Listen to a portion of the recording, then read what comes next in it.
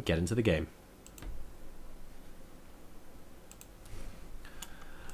Spawning over here in the top left position of course, Nimbus, the 4-player map in this pool, representing Team Darkstar, we have Avokado. And his opponent spawning in the top right position, representing Team Redbloods. It's SpaceMarine. These guys have been at it in this series for so long now. It's been very hard fought, a lot of scrappy battles, and I don't know who's going to go on to the final match. One of these guys is going to have a shot at going through the group stage. The winner's match, of course, was between TargA and Serral. And I'm not going to tell you who wins that match, even if I know, because that match might end up later getting uploaded, and I don't want to be spoiling any results outside of this series. But suffice to say, these guys are going to have a tough battle against either TargA or Serral in the final match, who were, of course, the two favorites to progress from the group. But upsets are possible, and well, we already know that these guys have lost to one of them each, so it could end up being a rematch here.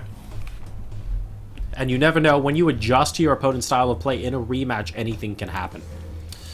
And you often find, of course, in places like the GSL, you get people who get 2-0'd and then end up 2-0'ing their opponent the other way round when you get to a 5th match because they've adjusted their style of play. And the original winner did not. So all things are possible. And we once again have a similar opening coming out of Avokado here. I expect to see a Reaper pop out of the barracks shortly. It's also rallied over to the top right-hand corner of the map, which means he's going to instantly be able to scout where his opponent is. That's going to be very good news for him. And there is the 50 gas. There's the Reaper popping out.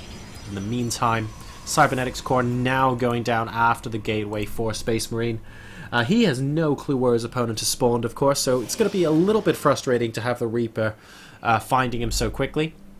As long as he's not sort of running out with all of his units out into the middle of the map to scout first thing, I don't think he should take too much damage from this Reaper, but he will be thinking about the Mothership Core, will be thinking about those Stalkers to drive it away very shortly indeed. Reaper now going to be popping out. What kind of play can we expect on Nimbus, really? Well, in these kind of positions, guys, I think it's safe to say drop play can end up being pretty good here. Like, if you take a look at this base here, Warp Prism Harassment is just really frustrating because it's very easy to get to the natural.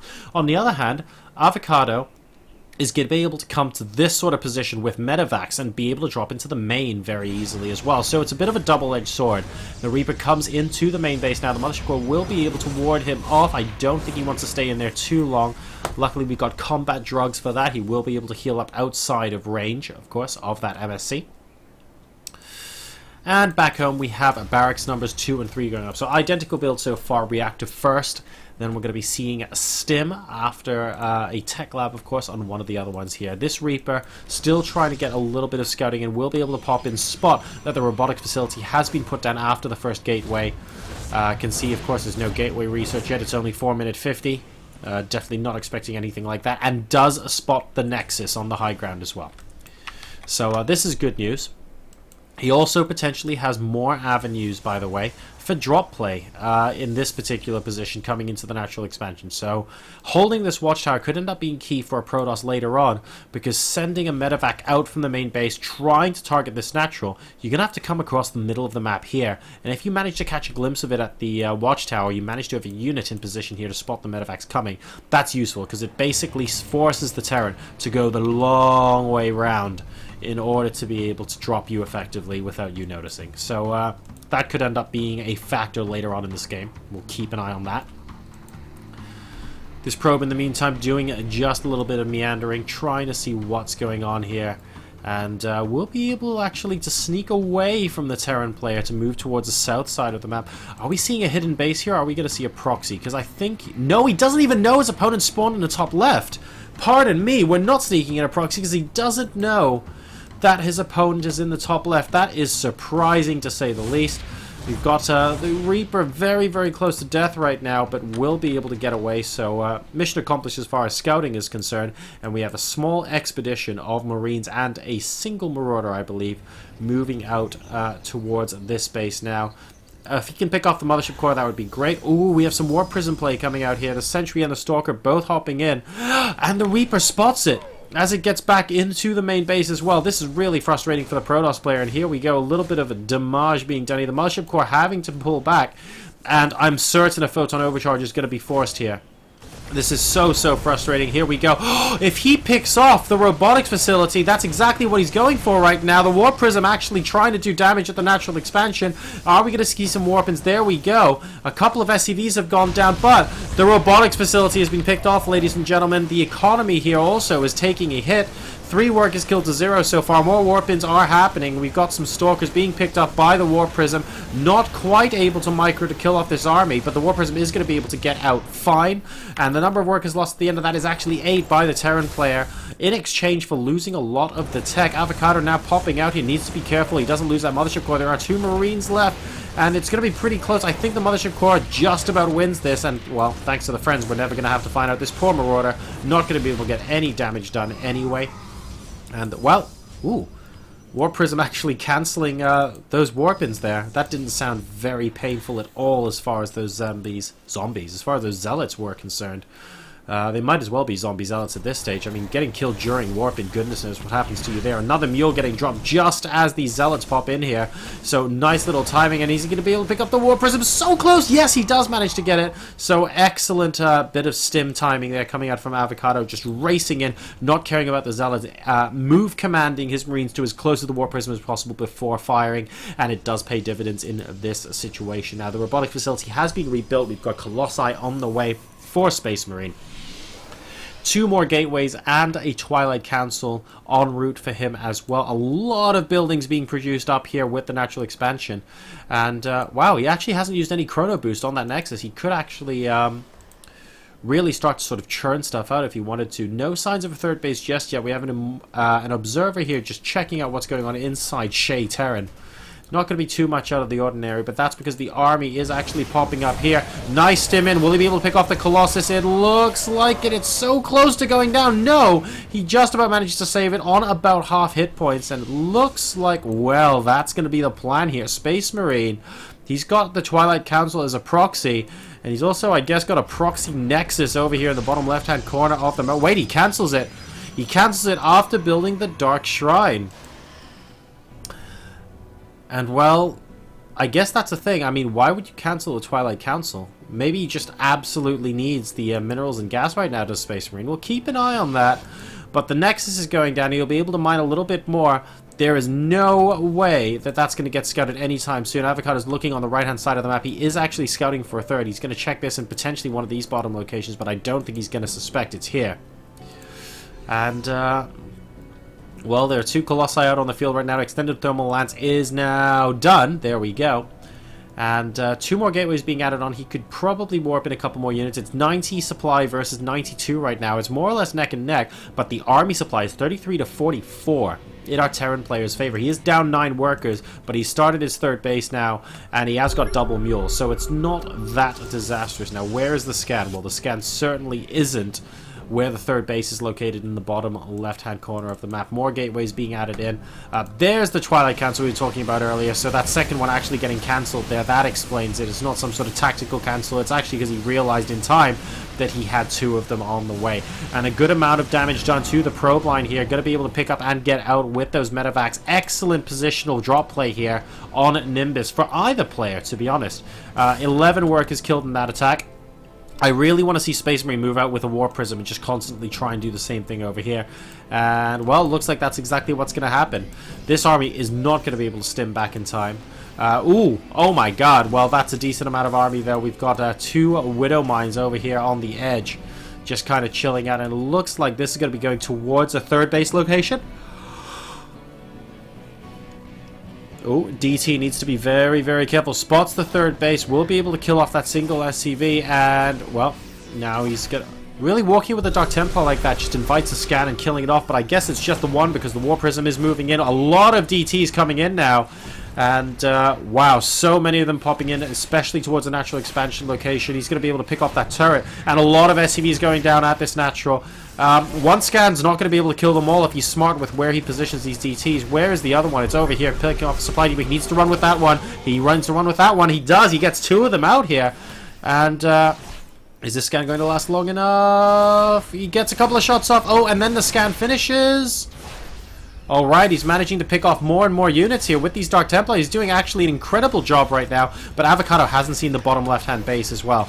He's got another drop coming in over here at the natural expansion. Are we going to see another warp in? We need to see some defensive play come out from him, but he's got his army offensively trying to attack at the 3rd base location. The Colossi are here, not that much in terms of gateway army, and the first couple of Vikings are actually going to chase this away temporarily. How is this drop doing? Dark Templars are going to make sure that finishes, and man, no scans mean lots and lots of hurting for the Terran player right now. Avokado is basically mining nothing, and this is a disastrous position for the Terran player as long as SpaceMarine can keep his army alive. He's at 118 supply versus 77. He's actually got a massive bank at the moment as well, so you really need to make that into units. I'd love to see that as zealots to be able to tank for the rest of this army. The Dark Templars, though, are doing a great job of slowing this army down, trying to force even more scans from a Terran who's already economically in deficit. There are the Stalkers, there are the gateway units, and Avokado, well, okay, he's going to be able to surround everything with this DT, but he's still going to kill like 5 SCVs in the process. Oh my goodness, guys. Gladiator right here.